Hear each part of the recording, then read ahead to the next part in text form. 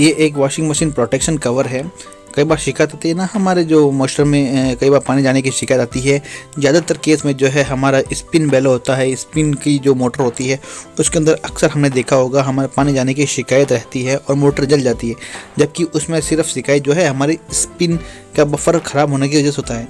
तो ये कवर आता है, इस तरह के आप भी कवर जो परचेज करके अपनी मोटर में लगा सकते हैं, कस्टमर को सेटिस्फाइड कर सकते हैं। इसी तरह का वॉश मोटर का भी आता है, तो आप आराम से परचेज कर सकते हैं। आपको ऑनलाइन भी मिल जाएगा और ऑफलाइन भी मिल जाएगा।